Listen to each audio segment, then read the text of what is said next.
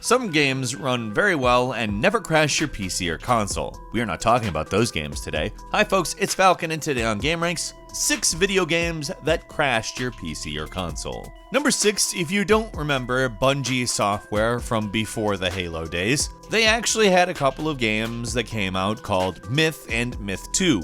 Myth 2, the game in question, was a real-time tactics game that was regarded very, very well. Bungie had requested fan feedback, listened to it, implemented a lot of ideas, streamlined some things, and people really liked it. However, it had an install bug. Now, this was a catastrophic issue that would basically destroy your computer if you did one specific thing. Now, I probably wouldn't have done this. I never installed a single game to the root level of my hard drive. However, if you did do that, instead of install it to its default directory or something like the default directory, and then later you went to uninstall it, it would just wipe your entire hard drive. Now keep in mind, you had to do one specific thing, and that was install the game at root level. See, the reason it did this was because an uninstall of the game wasn't the same kind of process as today. Nowadays, usually there's data left behind after an uninstall, saves and other user data like settings and all of that. Myth 2 was just like, nah, wipe the directory, get rid of it. And if you set the directory to C drive, it would wipe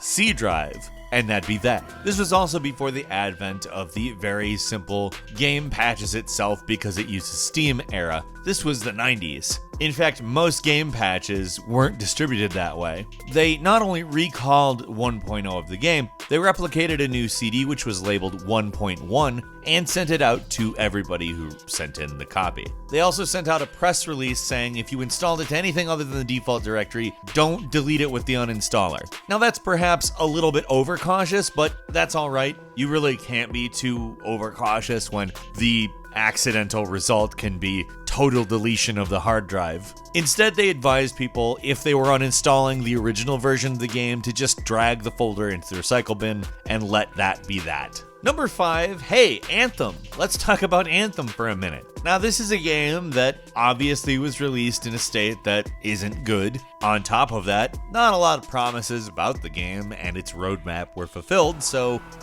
I don't know that anybody is really going to care about it in a couple years. But did you know that people playing it on the PS4 were having it literally just shut the whole system down? Like, not even game crashes, catastrophic errors, send you back to the dashboard. It would do that, but you could also easily get into the matchmaking, get an error, and then, oop, there goes the power. On top of that, the PlayStation 4 doesn't even regard it as like an actual software shutdown. It regards it as if you pulled the power cord out of the back of the PS4. It's like, no, we're gonna have to do the whole thing. You know, the blue and black version of the boot up screen. It's like, hey, it's gonna take longer than usual this time. You know that, right? Sorry about that. I always love when the power blinks right in the middle of one of my games and that happens. But let me tell you what, it's significantly more annoying when that happens, when the power doesn't blink, when you just do matchmaking in an online game. Checking the system storage status. Do not turn off the PS4. After the check is completed, the PS4 will automatically restart. In rare cases, it even bricked the console, made it so you couldn't turn it back on. Now, somebody did figure out a way around that, booting it into safe mode and rebuilding the database. But, that's not something you should have to do because you played Anthem. Now, it's important to note that they did fix this, but Anthem is also still Anthem. They didn't make it into a different game that's better, so, I don't know. Is it a wash? I think it's a wash. Number 4 is Skyrim on the PS3, which, wow, did that have a lot of problems. Before we even talk about the main thing we want to say here, I want to say no, we're not talking about the fact that you could overflow the memory of the system. No, we're not talking about the save files or the amount of RAM the PlayStation 3 had. Instead, we're talking about some crashes that they did patch, but for instance, let's say you owned a home in Skyrim. On PS3, that was enough to be a problem. Didn't matter how big your save file was, just owning a home would sometimes crash Skyrim. So you basically had to be a vagrant. Hey, another fun thing that you could do to crash Skyrim on the PlayStation 3 was just entering the Dark Brotherhood Sanctuary. Just going in, then the game froze, just didn't work. Another fun thing you could do to stop the game from working entirely was save your game during Waking Nightmare. So the patch that you use to get rid of these crashes on the PS3, also after the patch came out, Xbox 360 users began to get crashes.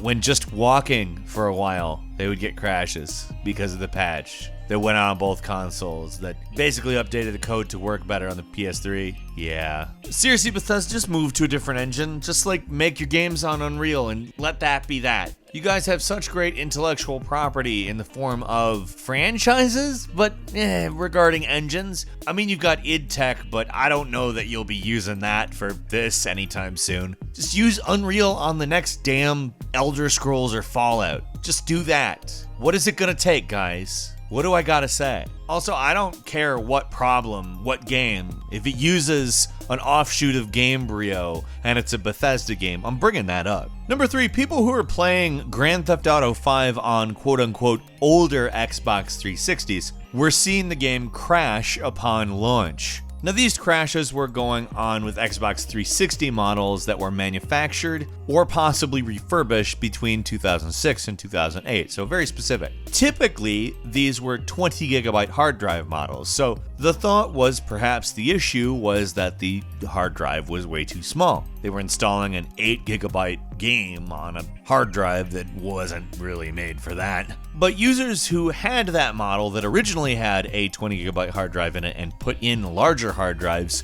were still having that same problem, which is a very interesting detail. Eventually, they were able to get people to fix them by having them install the installed DVD and not the game DVD, which is kind of a dumb workaround. It's kind of amazing to me they didn't find some other way to fix it, but they didn't. Not that I can find anyway. I had it on PlayStation 3, and then I bought it for PC later. So I kind of lucked out, but still, I mean, that was a big problem. Number 2 is Fallout New Vegas. Hey, remember Fallout New Vegas? You know, the best Fallout game that wasn't made by the original devs. Yeah, also probably one of the shoddier Fallout games because it was rushed really badly. It literally only had a development cycle of 18 months, which is kind of absurd. Like, you don't see big games like that made in that period of time, basically any of the time. And the game got really harsh reviews from some outlets due to its, well, let's just say serious problems.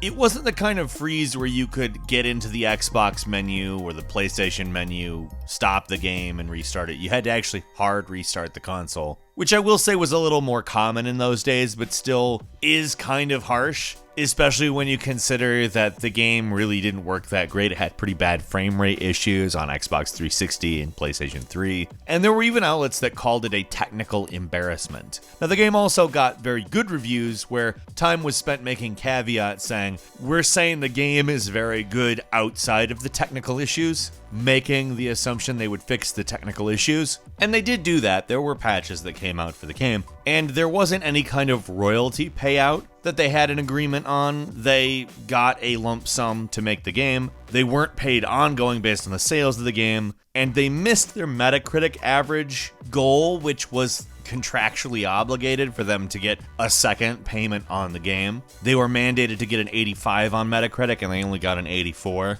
And Obsidian had to lay off a bunch of people for basically making the best Fallout game in a tiny time frame. Yeah, if you look into that story, it won't make you like Bethesda more, I'll tell you that. And finally, number 1 is an expansion for EVE Online that was called Trinity, which I think did this amazing thing, which I don't understand. I don't know how it would have done this. I don't know why it would have done this. But do you know what it did? When you installed it, it would delete the boot.ini file for Windows XP. You know, the thing you need to boot Windows XP, the boot file, the ini file named boot, that was just deleted, gone. Fortunately, this was something that the developers caught very early and put out a message very quickly to look, if your computer was still on, don't reboot it, don't turn it off, otherwise you may be kind of screwed. However, they did refer everybody to Windows resources that helped people restore that file. But just to be clear, that is an amazing oversight. Truly amazing. And just as a quick bonus for you, there's actually a game designed to